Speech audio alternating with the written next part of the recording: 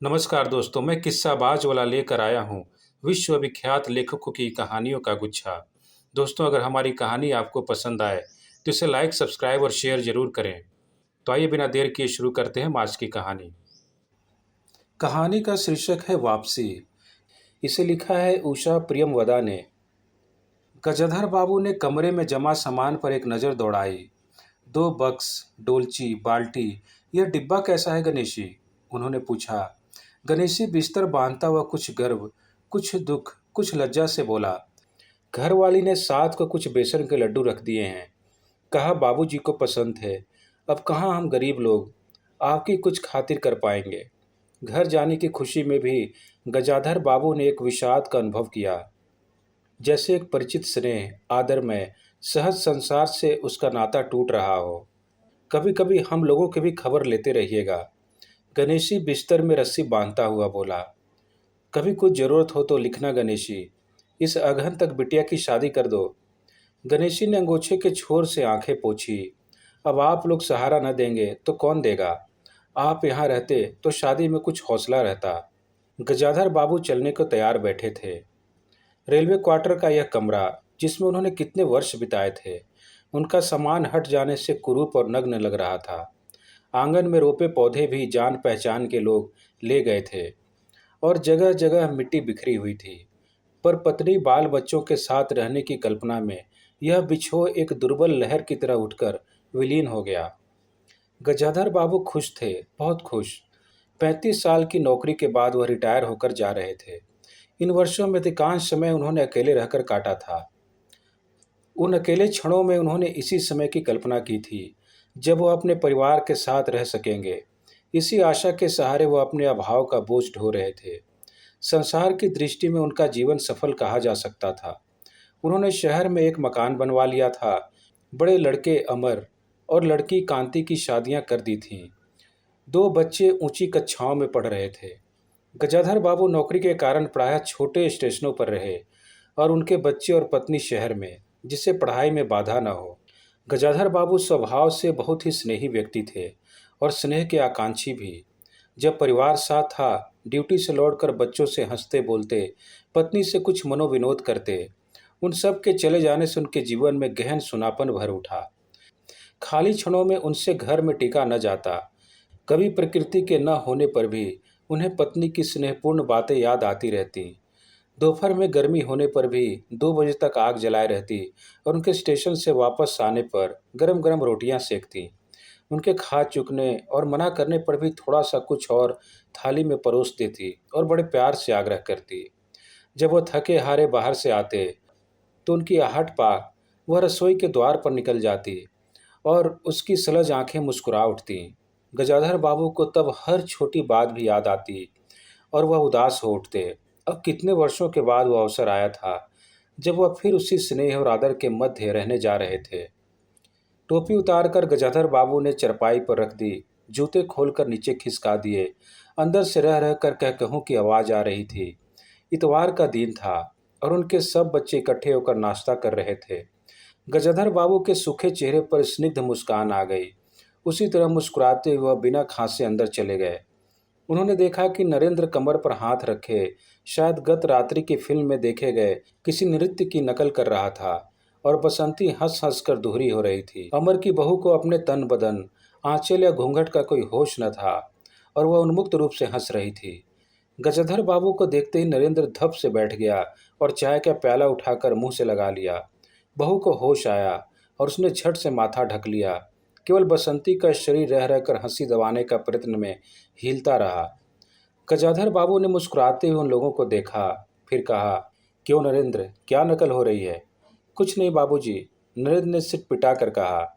गजाधर बाबू ने चाहा था कि वह भी इस मनोविनोद में भाग लेते, पर उनके आते ही जैसे सब कुंठित होकर चुप हो गए।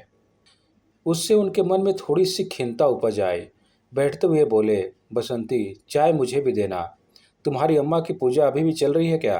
बसंती ने माँ की कोठरी की ओर देखा।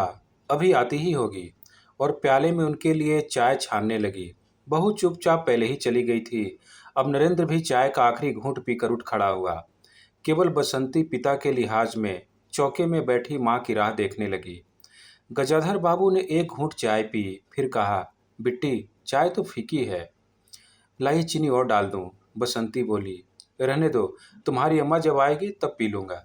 थोड़ी देर में उनकी पत्नी हाथ में अर्ध का लोटा लिए निकली और अशुद्ध स्तुति करते हुए तुलसी में डाल दिया। उन्हें देख ही बसंती भी उठ गई। पत्नी ने आकर गजाधर बाबू को देखा और कहा, अरे आप अकेले बैठे हैं, ये सब कहाँ गए? गजाधर बाबू के मन में फांस सी करक उठी। अपने अपने काम में लग गए हैं, आखिर बच्चे ही हैं। पत्नी आकर चौके में बैठ गई। उन्होंने नाक भौं चढ़ाकर चारों ओर जूठे बर्तनों को देखा, फिर कहा, सारे में झूठे बर्तन पड़े हैं, इस घर में धर्म वरम कुछ नहीं। पूजा करके सीधे चौक में घुसो। फिर उन्होंने नौकर को पुकारा। जब उत्तर न मिला तो एक बार और उच्च स्वर में, फिर पति की ओर देखकर बोली, बहू ने भेजा होगा बाजार। और एक लंबी सांस लेकर चुप रही। गजाधर बाबू बैठकर चाय और नाश्ते का इंतजार करते रहे। उन्हें अचानक ही गणेशी की बात याद आ गई। रोज सुबह पैसेंजर आने से पहले वह गरम गरम पूरियां और जलेबी बनाता था। गजाधर बाबू जब तक उठकर तैयार होते, उनके लिए जलेबियां और चाय लाकर रख देता था। चाय भी कितनी बढ़िया, कांच के गिलास में ऊपर तक भरी लबालब, पूरे 2.5 चम्मच चीनी और गाढ़ी मलाई। पैसेंजर भले ही रानीपुर लेट पहुंचे, गणेशी ने चाय पहुंचाने में कभी देर नहीं की। क्या मजाल है कि कभी उससे कुछ कहना पड़े। पत्नी का शिकायत भरा स्वर सुन उनके विचारों में व्याघात पहुंचा। वह कह रही थी, सारा दिन इसी खिचखिच में निकल जाता है। इस गृहस्थी का धंधा पीटते पीटते उम्र बीत गई, कोई जरा हाथ भी नहीं बटाता। बहू क्या क्या करती है? गजाधर बाबू ने पूछा। पड़ी रहती है। बसंती को तो फिर कहो कॉलेज जाना होता है। गजाधर बाबू ने प्यार से समझाया, तुम सुबह पढ़ लिया करो, तुम्हारी माँ बूढ़ी हुई, उनके शरीर में अब वह शक्ति नहीं बची है। तुम हो, तुम्हारी भाभी है, दोनों मिलकर काम में हाथ बटाना चाहिए। बसंती चुप हो गई। उसके जाने के बाद उसकी माँ ने धीरे से कहा, पढ़ने का तो बहाना है, कभी जी ही नहीं लगता। कैसे लगे? शीला से ही फुर्सत नहीं, बड़े बड़े लड़के हैं उनके घर में, हर वक्त वहाँ घुसा रहना मुझे नहीं सुहाता। मना करती हूँ तो सुनती नहीं। नाश्ता कर गजाधर बाबू बैठक में चले गए। घर छोटा था और ऐसी व्यवस्था हो चुकी थी कि उसमें गजाधर बाबू के रहने के लिए कोई स्थान न बचा था। जैसे किसी मेहमान के लिए कुछ अस्थायी प्रबंध कर दिया जाता है, उसी प्रकार बैठक में कुर्सियों को दीवार से सटाकर बीच में गजाधर बाबू के लिए पतली सी चारपाई डाल दी गई थी। गजाधर बाबू उस कमरे में पड़े पड़े कभी कभी अनायास ही इस अस्थायित्व का अनुभव करने लगते। उन्हें याद हो आती उन रेलगाड़ियों की जो आती और थोड़ी देर रुक रुक कर किसी और लक्ष्य की ओर चली जाती। घर छोटा होने के कारण बैठक में ही अब अपना प्रबंध किया था। उनकी पत्नी के पास अंदर एक छोटा कमरा अवश्य था, पर वह एक और मर्तबान, दाल चावल के कनस्तर और घी डब्बों से घिरा था। दूसरी ओर पुरानी रजाइयाँ दरियाँ लिपटी और रस्सी में बंधी थी। उनके पास एक बड़े से टीन के बक्स में घर भर के गर्म कपड़े थे। बीच में एक अलगनी बंधी हुई थी, जिस पर प्रायः बसंती के कपड़े लापरवाही से पड़े रहते थे। वह भरसक उस कमरे में नहीं जाते थे। घर का दूसरा कमरा अमर और उसकी बहू के पास था। तीसरा कमरा, जो उसके सामने की ओर था, बैठक था। गजाधर बाबू के आने से पहले उसमें अमर की ससुराल से आया बेंत की 3 कुर्सियों का सेट पड़ा था। कुर्सियों पर नीली गद्दियां और बहू के हाथों के कढ़े कुशन थे। जब कभी उनकी पत्नी को कोई लंबी शिकायत करनी होती तो अपनी चटाई बैठक में डालकर पड़ जाती थी। वह एक दिन चटाई लेकर आ गई। गजाधर बाबू ने घर गृहस्थी की बात छेड़ी। वह घर का रवैया देख रहे थे। बहुत हल्के से उन्होंने कहा कि अब हाथ में पैसा कम रहेगा, कुछ खर्च कम होना चाहिए। सभी खर्च तो वाजिब वाजिब हैं, किसका पेट काटूं? यही जोठ गांठ करते करते बूढ़ी हो गई, न मन का पहना न ओढ़ा। गजाधर बाबू ने आहत विस्मित दृष्टि से पत्नी को देखा। उनसे अपनी हैसियत न छिपी थी। उनकी पत्नी तंगी का अनुभव कर उसका उल्लेख करती, यह स्वाभाविक था, लेकिन उनमें सहानुभूति का पूर्ण अभाव गजाधर बाबू को बहुत खटका। उनसे यदि राय बात की जाए कि प्रबंध कैसे हो, तो उन्हें चिंता कम संतोष अधिक होता। लेकिन उनसे तो केवल शिकायत ही की जाती थी, जैसे परिवार की सब परेशानियों के लिए वही जिम्मेदार थे। तुम्हें किस बात की कमी है अमर की माँ? घर में बहू है, लड़के बच्चे हैं, सिर्फ रुपए से ही आदमी अमीर नहीं होता। गजाधर बाबू ने कहा और कहने के साथ ही अनुभव किया, यह उनकी आंतरिक अभिव्यक्ति थी। इसी की उनकी पत्नी नहीं समझ सकती। हाँ, बड़ा सुख है ना बहू से, आज रसोई करने गई है, देखो क्या होता है। कहकर पत्नी ने आंखें मूंदी और सो गई। गजाधर बाबू बैठे हुए पत्नी को देखते रह गए। यही थी क्या उनकी पत्नी, जिसके हाथों के कोमल स्पर्श, जिसकी मुस्कान की याद में उन्होंने संपूर्ण जीवन काट दिया था। उन्हें लगा कि लावण्यमती युवती जीवन की राह में कहीं खो गई है और उसकी जगह आज जो स्त्री है वह उनके मन प्राणों के लिए नितांत अपरिचित है। गाढ़ी नींद में डूबी उनकी पत्नी का भारी सा शरीर बहुत बेडौल और कुरूप लग रहा था। चेहरा श्रीहीन और क्रूखा था। गजाधर बाबू देर तक निस्संग दृष्टि से पत्नी को देखते रहे और फिर लेटकर छत की ओर ताकने लगे। अंदर कुछ गिरा और उनकी पत्नी हड़बड़ाकर उठ बैठी। लो, बिल्ली ने कुछ गिरा दिया शायद। और वह अंदर भागी। थोड़ी देर में लौट कर आई तो उनका मुंह फूला हुआ था। देखा बहू को, चौका खुला छोड़ आई। बिल्ली ने दाल की पतीली गिरा दी। सभी तो खाने को हैं, अब क्या खिलाऊंगी। वह सांस लेने को रुकी और बोली, एक तरकारी और 4 पराठे बनाने में सारा डिब्बा घी उड़ेल कर रख दिया। जरा सा दर्द नहीं है। कमाने वाला हाड़ तोड़े और यहाँ चीजें लुटे। मुझे तो मालूम था कि यह सब काम किसी के बस का नहीं है। गजाधर बाबू को लगा कि पत्नी कुछ और बोलेगी तो उनके कान झंझना उठेंगे। होंठ भींच करवट लेकर उन्होंने पत्नी की ओर पीठ कर ली। रात को भोजन बसंती ने जानबूझकर ऐसा बनाया था कि कौर तक निगला न जा सके। गजाधर बाबू चुपचाप खाकर उठ गए, पर नरेंद्र थाली सरकाकर उठ खड़ा हुआ और बोला, मैं ऐसा खाना नहीं खा सकता। बसंती तुनक कर बोली, तो ना खाओ, कौन तुम्हारी खुशामद करता है। तुमसे खाना बनाने को किसने कहा था। नरेंद्र चिल्लाया, बाबूजी ने। बाबूजी को बैठे बैठे यही सोचता है। बसंती को उठाकर मां ने नरेंद्र को मनाया और अपने हाथ से कुछ बनाकर खिलाया। गजाधर बाबू ने बाद में पत्नी से कहा, इतनी बड़ी लड़की हो गई, उसे खाना बनाने तक का शऊर नहीं आया। अरे आता तो सब कुछ है, करना नहीं चाहती। पत्नी ने उत्तर दिया।